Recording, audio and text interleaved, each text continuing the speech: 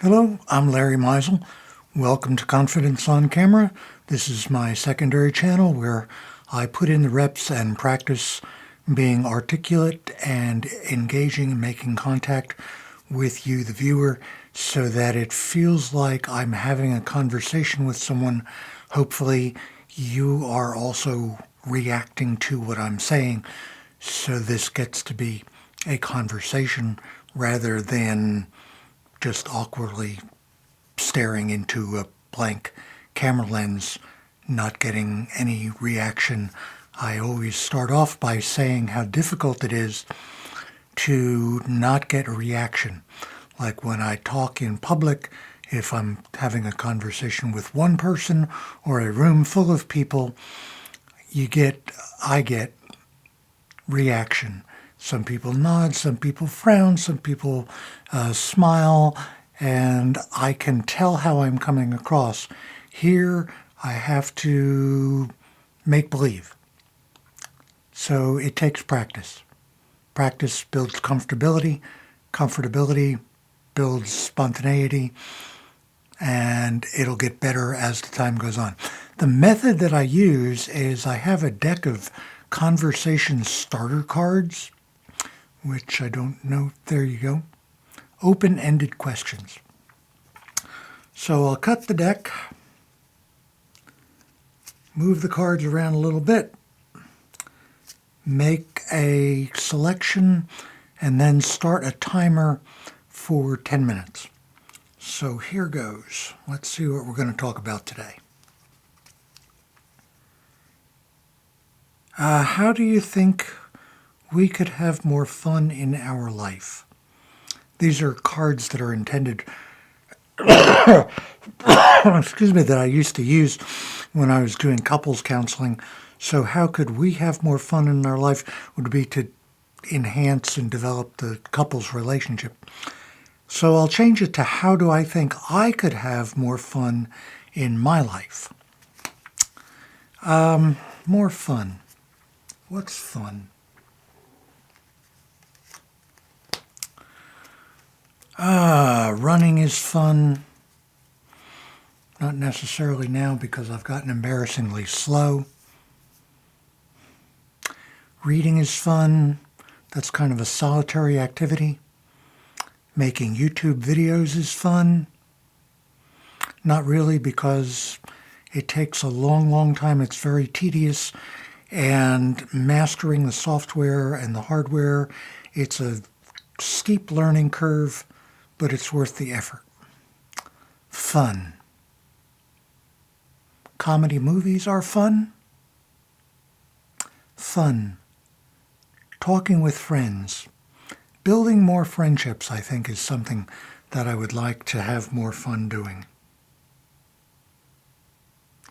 And once again, I've forgotten to start the timer. So there we go. There's the timer. We'll do the best we can. I've got a cough, which is a long story that I won't go into right now. But anyway, I hope my voice is coming across okay. And fun. Water parks are fun. Hanging out with friends and neighbors is fun. Making jokes is fun. I like to see the humor in situations. More fun in my life. I'm going to travel from Columbus, Georgia to Atlanta, Georgia, which is about an hour and a half to 2 hour trip to participate in a group discussion with a group called Braver Angels. Their purpose is to help depolarize the political and the social atmosphere in America. To be able to, for conservatives and liberals, to be able to talk to and understand and develop empathy and mutual caring despite differences. Getting to know people and being genuinely curious about our differences is another thing that is not so much yuck fun, but enjoyable, beneficial improvement in what I want my life to be about, is genuine curiosity and understanding for people with whom I disagree. A while ago, I got fed up with the polarization that was happening, and people having a lot of animosity and a lot of judgmentalness toward people on the other side of the political spectrum. So, more fun in my life.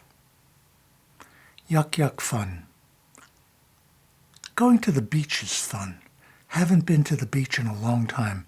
It's about a 4-5 hour drive from where I live here to get to the beach along the Gulf Coast of Florida, the northern panhandle of Florida, which is a good place to interact with and get to know and understand and have compassion and understanding for people with whom I disagree, because the panhandle of Florida is one of the most conservative regions in the United States.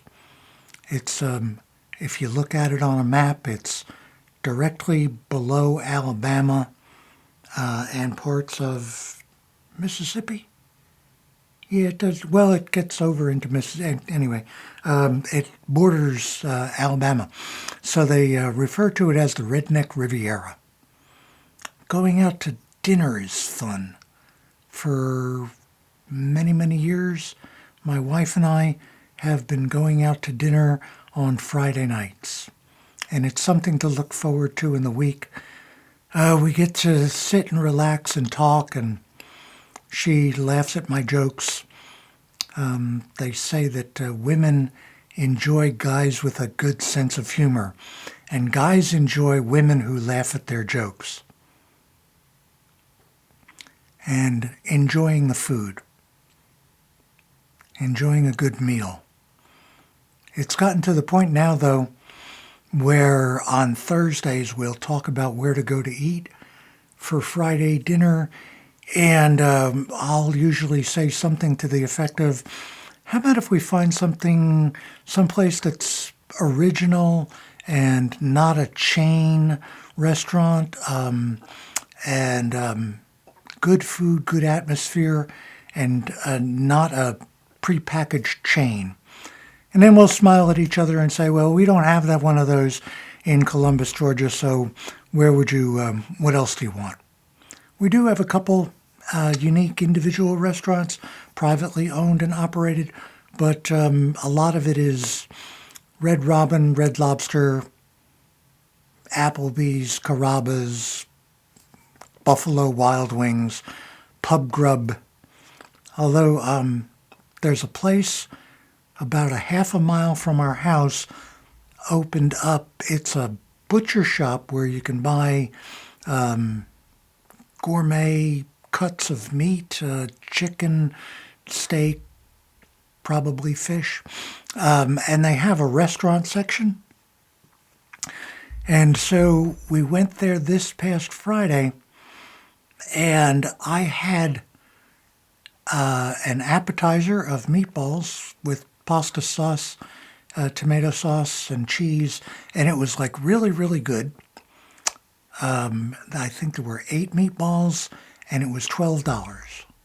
And then I ordered a side of fries, and the side of fries was $8, and a beer. And I didn't even look at what the price was for the beer. It was a national brand of just lager, plain old lager. And then my wife had an entree that was, I forget what she had. And because I didn't taste it, she had some of mine. I didn't have any of hers. But the bill with the tip, the bill came to $50. And I used to tell my clients that if they would go out to dinner on a Friday or Saturday and spend $50 to $100, they were doing something good for their kids, because it was good for their kids to see them getting along and socializing and being friends. It was good for them to get away and continue to have their relationship without everything being centered around their kids. And now I have to tell people that if they go out and have a meal once a week for $100 to $150, the cost of living is going up, but Donald Trump says prices are coming down, so it must be just a figment of my imagination. That'll tell you where I'm at on the political spectrum. I see what's happening with the timer. Well, I got about 2.5 minutes left on the timer, and I guess I'm not very much fun. I do feel that it's not necessarily fun. I don't think of it as fun, but I think of it as a change that we need to make in the social life of America, is that we don't go over to each other's houses anymore. And so I'm trying to, when people want to go out to lunch, I'm trying to get into inviting them to come to my house. When I grew up, one of the things I enjoyed about growing up is George Quigley from next door. He used to come over our house, and he would come through the back door. As he was knocking on the door, he would be opening it and coming into our kitchen. It was that kind of place where we socialized a lot at each other's houses. We socialized a lot at a barbecue in his backyard, having hamburgers and hot dogs and nothing very special, but just sitting in lawn chairs, enjoying the spring temperature in New Jersey, just relaxing and enjoying each other's company. One of the kids that I grew up with, I would go over his house, and his father said that his policy was that anybody was welcome at his house to come over any time, as long as they didn't expect to be treated like company. And I miss that. It's something that we've gotten out of the habit of doing. So I want to start adding that to the enjoyment of my life. I wouldn't call it yuck fun, but I would call it enjoyable, pleasurable. There's a radio podcast that I listen to called On Being with Krista Tippett. It's a national public radio podcast, and she talks about a lot of different things. And one of the quotes that I remember from one of her episodes is that the future will not be built from ever-increasing towers of power, but by the well-worn paths between neighbors' houses. So there's the timer. Oops. Don't restart, delete. Okay, so that's about enough for now. I hope that you'll find this interesting. I hope it'll give you some ideas for how you want to develop your on-camera personal style. I hope I'm going to continue to become more comfortable with the process. And until next time, wonder, explore, create, and grow. Thanks for coming, and we'll see you in the next one.